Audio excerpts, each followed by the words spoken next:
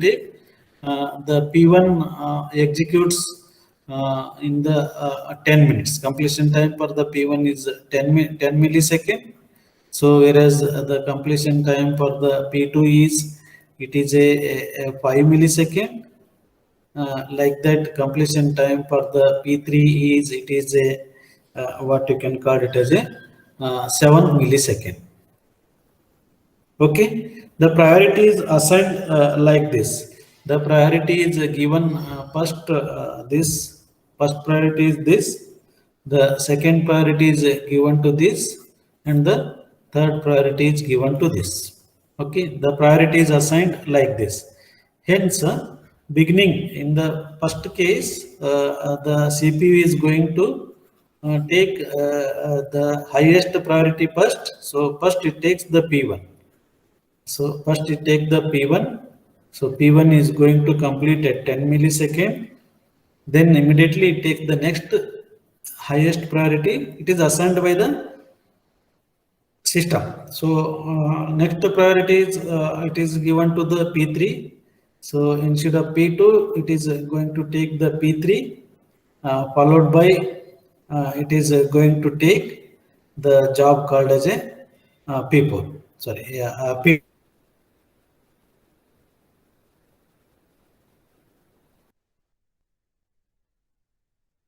17 millisecond, whereas the P2 completes its operation after 22 millisecond. If the question is asked in the case of this, find out the average waiting time and average turnaround time. What you can do? So average waiting time. In this case, waiting time is equal to, so waiting time of the all the process. So this P1 waits for 0 millisecond. So like that, P3 waits for 10 millisecond. Then P2 waits for 17 milliseconds. P2 waits for 17 millisecond, dividing by 3. So this is equal to, so 0 plus 10 plus 17, 27 dividing by 3. So this is equal to, so it is a 9 millisecond. The average waiting time for the all the processes, it is a 9 millisecond. Then turnaround time. So turnaround time of all the average turnaround time. Average turnaround time is asked. Average turnaround time. So the turnaround time of the all the process dividing by 3. So P1 turnaround time is, waiting time is 0. So only completion time 10. Whereas this P3 turnaround time is 17 plus 22. So this is equal to 29, 39, 49. 49 dividing by, so 49 dividing by 3. So it is 49 dividing by 3. So this is the answer. So 49 dividing by 3 is the average turnaround time. So very simple, because this question may ask 3 to 4 marks. If it is a complex one, for example, you can take the problem. So I'll give the problem. First, I'll take the problem, then I'll find out. In some cases, complex problem, more processors are given. In such a case, we'll see how to handle this more processors, more process by using what you can call it as the priority based technique. So in the case of the priority based technique, if more processors are given, for example, you can take the processor 1, processor 2, processor 3, processor 4, processor 5, processor 6, and processor 7. So more processors are given. So in this case, they will give the priority also. So lesser the time, so this has the more priority. For example, you can take this all are the name of the processor or ID, processor ID. So you can call this as a processor ID. So processor ID is a P1, P2, P3 like that. The priority. So you can take the priority. Priority is given. So this the priority for the first one is it is a third priority. So this is a fourth priority. So this is also fourth priority. So this is fifth, and this one is 2. Then 3, 4, P1, P2, P3, P4, P5, P6, 3, 4, 4, 5, 2, 6, 1. 2, 6, 1. How many are there? Here P1, P2, P3, P4, P5, P6. Okay, P1, P2, P3, P4, P5, P6, P7.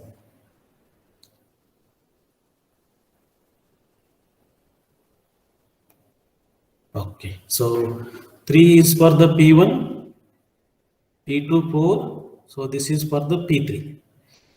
Okay, let me do.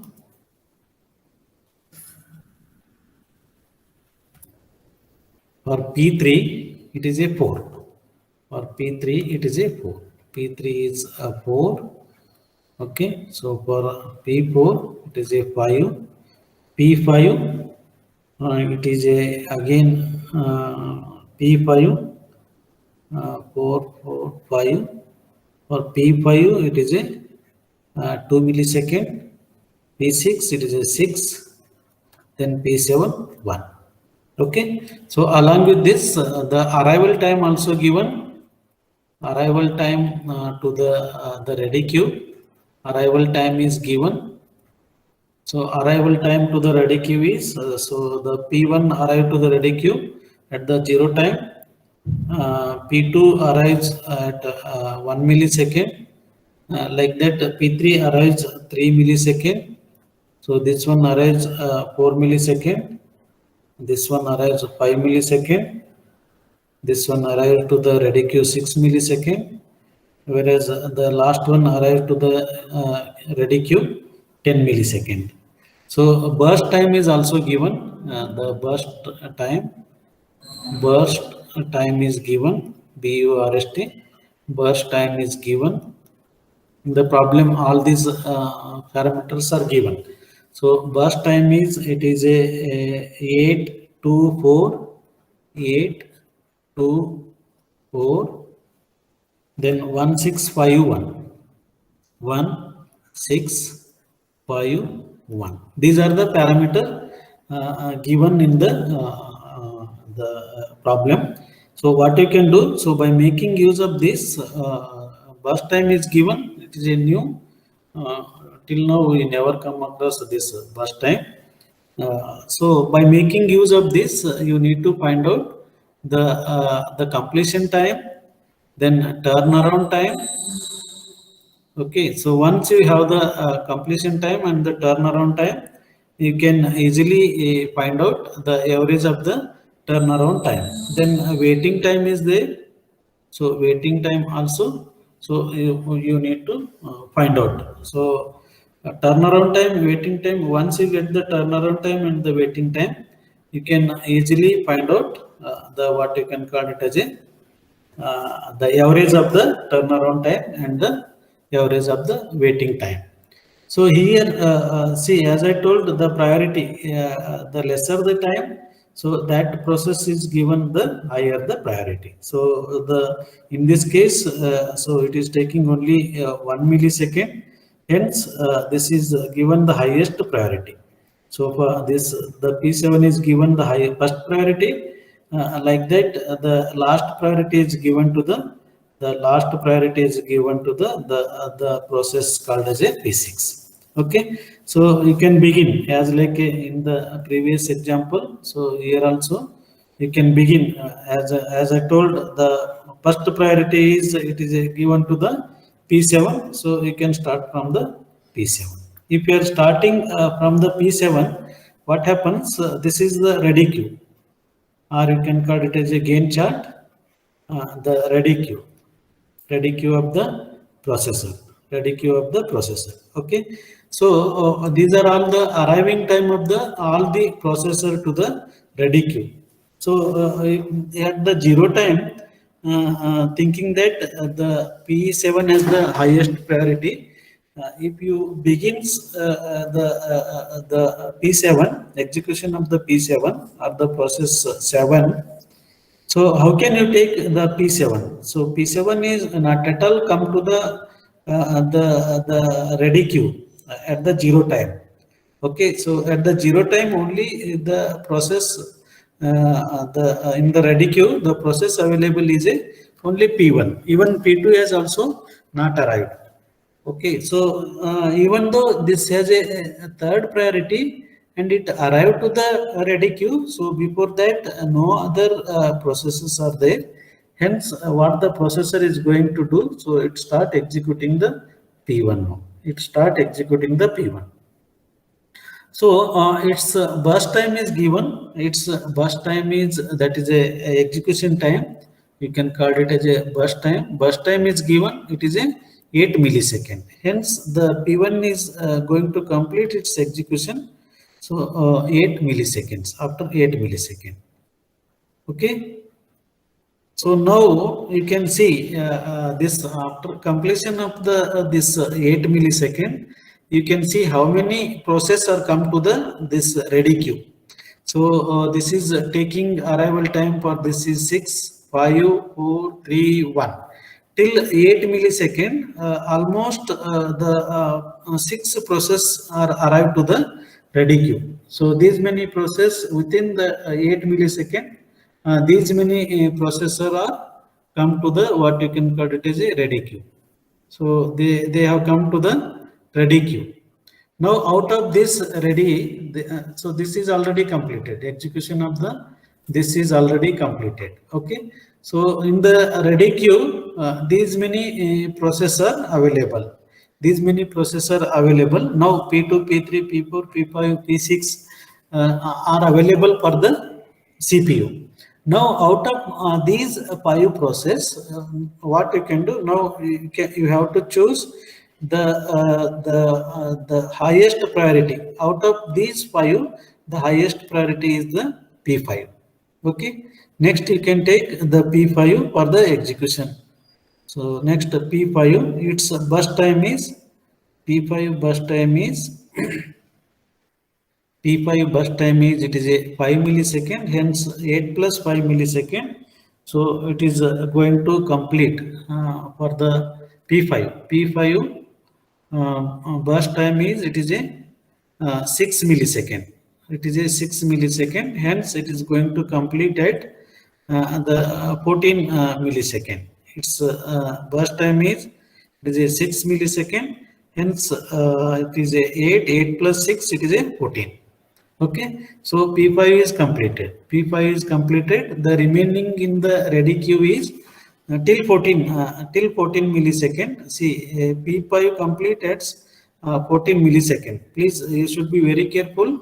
So this is going to complete 14 millisecond. This within 14 millisecond, even the P7 also arrive to the queue, ready queue. So within 14 millisecond, because arrival time for the P7 is it is a 10 only, but P5 taking 14 milliseconds to complete its operations. So within the 14 millisecond, even the P7 also arrived to the ready queue. Now the remaining process in the ready queue is it is a P3. So P3 ready queues the remaining processor. So P3 is remained. P6 is remained, P7 is there in the ready queue, so P2 also there. So now what you can do, because it is a priority based technique, in this case, we have to go according to the priority.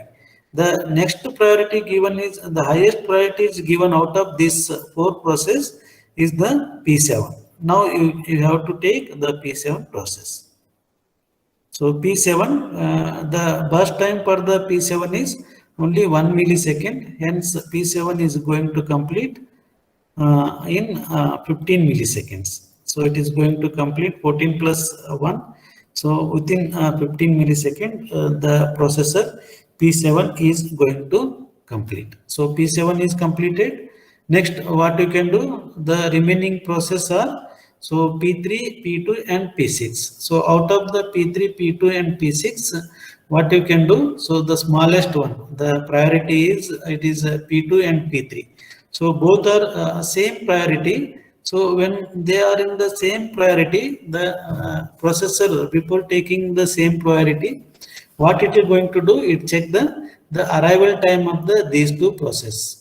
Okay, the arrival time of these two process is the process P2 is, it is within 1 millisecond, it is arriving to the ready queue, whereas the P3 is arriving after 3 millisecond. Even if the both are same, if the both are same, arrival time of the P2 and P2 and P3 are same. So in that case, what you can do, you can go according to the ID. So P2 is a smaller ID compared to the P3. So in such a case, you can take the P2 first. So P2, now I am going to take the P2. So P2's first time is, it is a, so 2 millisecond. So P2 is going to complete. So P2, so P2's burst time is, it is a 2 millisecond. Hence, it is going to complete. At what time it is going to complete? P2, it is going to complete 17. P2 is going to complete in 17 minutes. It is going to complete in 17 minutes. Which process? So P2. So it is going to complete in 17 minutes. The next P2 is completed. Remaining is P3 and P6. Out of this, the priority is, the next priority is for the P3. So P3, the processor is going to take the process called as a the P3. It is going to take the process called as a P3. So P3 burst time is 4. Hence, the completion time for the P3 is 17 plus 4. It is equal to 21. The last one remaining is, it is a P6 processor. So P6 process. So its burst time is, it is a 5 millisecond. Hence, it is going to complete at, so 26 millisecond. It is going to complete at 26 milliseconds. So once this ready queue or the Gantt chart is ready, so by making use of this Gantt chart, you can find out the completion time. You can find out the completion time. So completion time for the P1, what you can do? So in order to find the completion time for the P1, so P1 is going to complete in 8 milliseconds. Okay, so completion time for the P1 is, it is a 8 millisecond. So easily you can find out. Like that, the completion time for the next one is, it is a P2. So P2 is going to complete almost, see, P2 you can take. So P2 you can take, it is completed. So here you can come to the Gantt chart. You can come to the Gantt chart. So P2 completed the 17 minutes. Okay. Whereas it arrived to the system, see, arrival time also you can take the P2. So it is arrived to the system after 1 millisecond. Therefore, it is a 17 minus 1. P2 is, it is a 17 minus 1. So P2 completion time is 17 minus 1. So it is equal to 16. It is equal to 16. Next P3. So P3 is completed the 21 milliseconds. So the P3 is completed at 21 millisecond. It is completed at 21 millisecond, but it arrived to the ready queue. So its arrival time to the ready queue is, it is a 3 milliseconds. So arrival to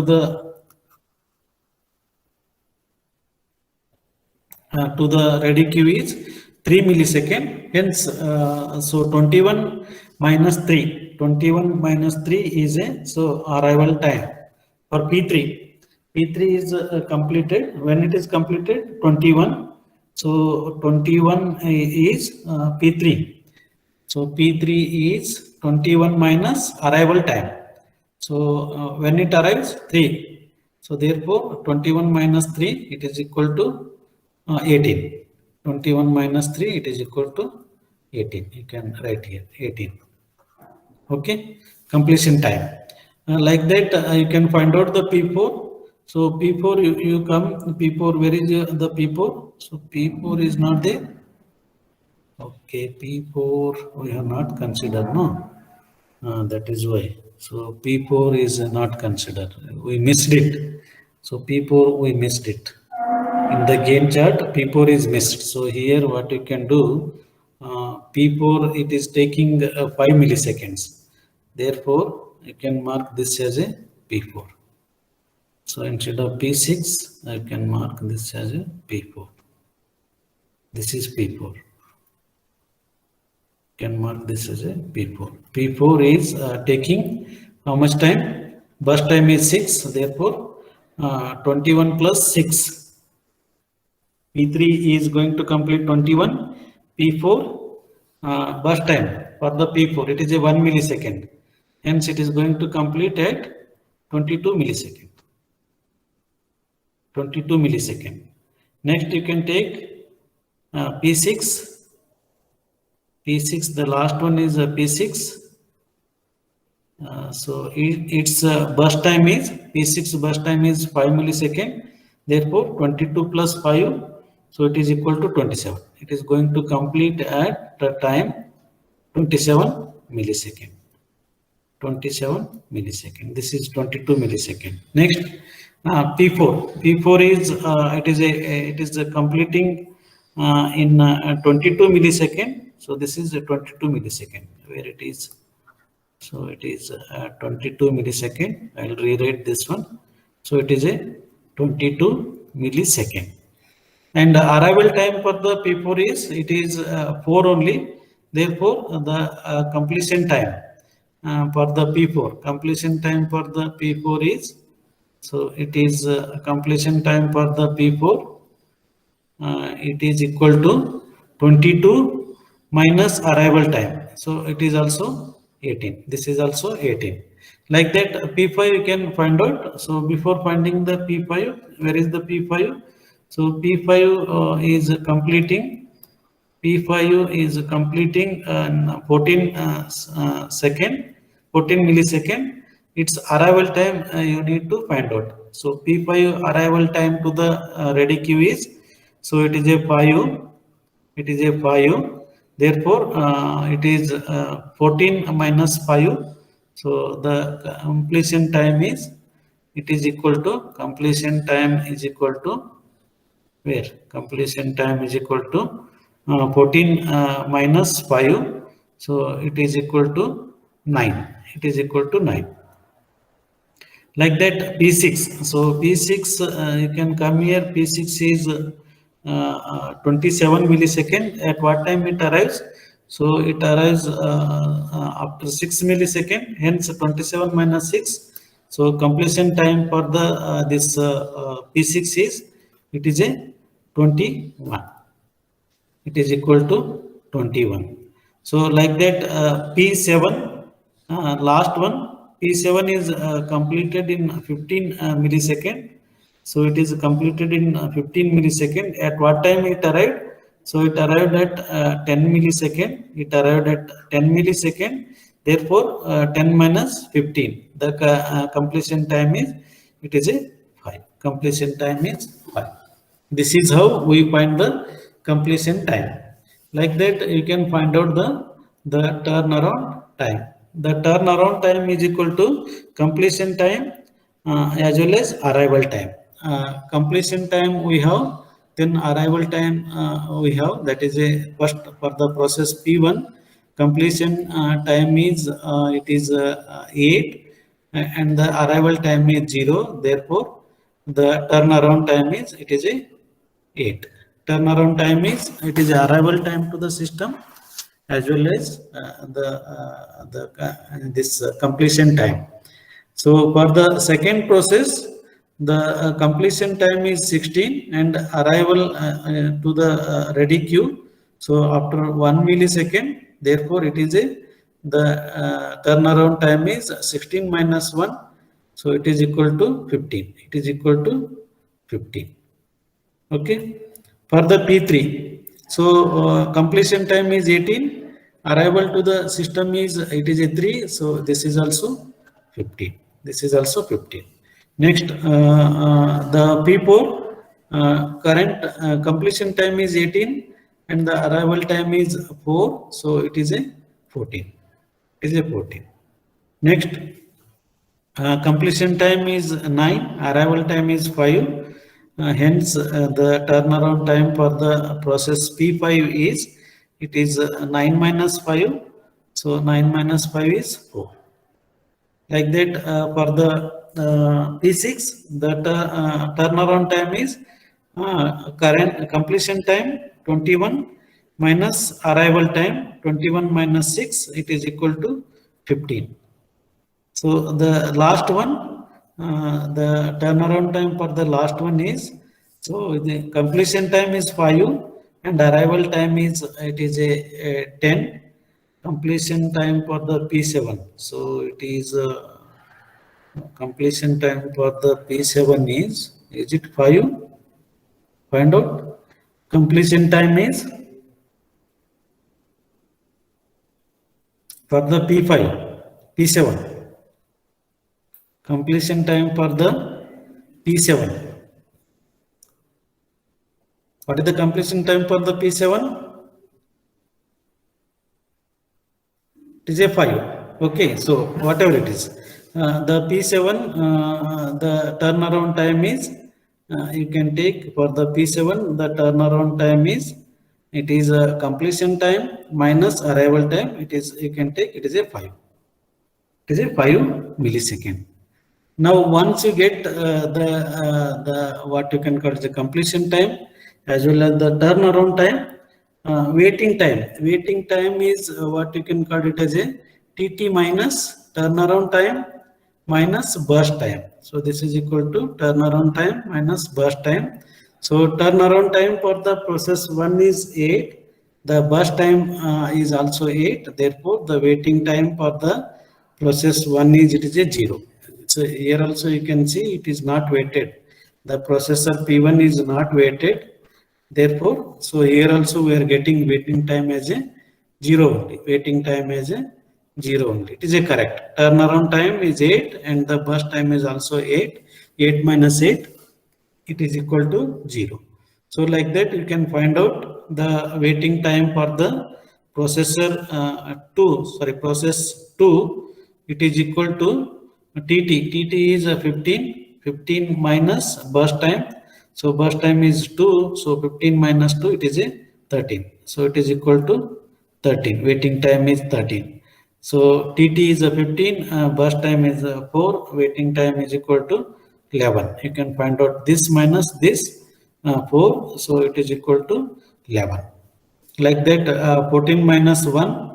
So it is the waiting time for the process P4 is 13. Next, waiting time for the this process P5 is, it is a TT minus burst time. It is a 2 milliseconds. So 4 minus 6 modulo is there. So 4 minus 6 modulo means it is a 2 only. 4 minus modulo 6. 4 minus modulo 6 is equal to 2 only. So hence it is a 2. Like that, you can find out the waiting time for the P6 is, it is a 15 minus 5. So it is a 10 millisecond. The last one is, it is 5 minus 1. So it waited 4 millisecond. So P7 waited 4 millisecond. So once you get the turnaround time as well as the waiting time, you can easily find out their average. Average is, so add all these things.